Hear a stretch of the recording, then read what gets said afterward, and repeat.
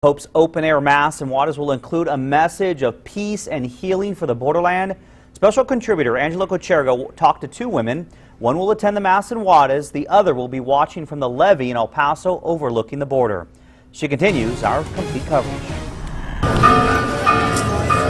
The lines are steady and hopes high at this kiosk where the faithful leave messages for Pope Francis. Muchas gracias por venir a visitarnos. Kenya Martinez is thankful the Pope is coming here to Juarez. A few years ago, people would have rushed home before dark. Now there's dancing again at dusk. This border city is recovering after years of some of the worst drug violence in Mexico. Lupita Davila hopes the Pope will urge authorities and the public not to let down their guard, now that murders are down in Juarez.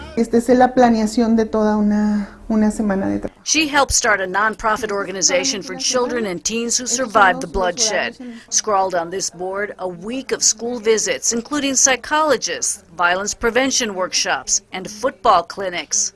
Es muy importante el ponerle atención a esta generación de niños víctimas. Davila says it's important to focus attention on this generation.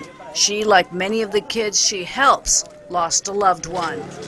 January marked the 6th anniversary of her son Rodrigo's murder. He's among 15 people killed during a birthday party massacre in Juarez in 2010. Defendiendo a uno siempre por los hijos. Y ya. Across the border on the U.S. side, another mother mourns.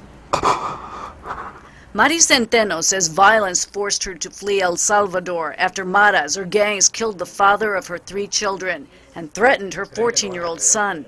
Her daughter Roxana remembers the risky ride through Mexico on the train known as La Bestia? La Bestia, the Beast. The family has found temporary shelter along with other migrants and refugees at Annunciation House in El Paso. A select group of special guests that includes some migrants and refugees will be allowed to come right here, where they'll be able to see the giant stage where Pope Francis will hold an open-air Mass. The Pope is also expected to use that specially built ramp to come as close as he can to the border, where he's expected to bless those standing on the U.S. side. His coming here is filled with tremendous hope that he will address the needs and the reality that the immigrant and refugee face in both Mexico and the United States, that there will be a calling to conscience to the people of both countries. The faith of many in this border region has been tested. High above on Mount Cristo Rey, a massive cross towers over what looks like one community. Angela Kocherga, ABC 7.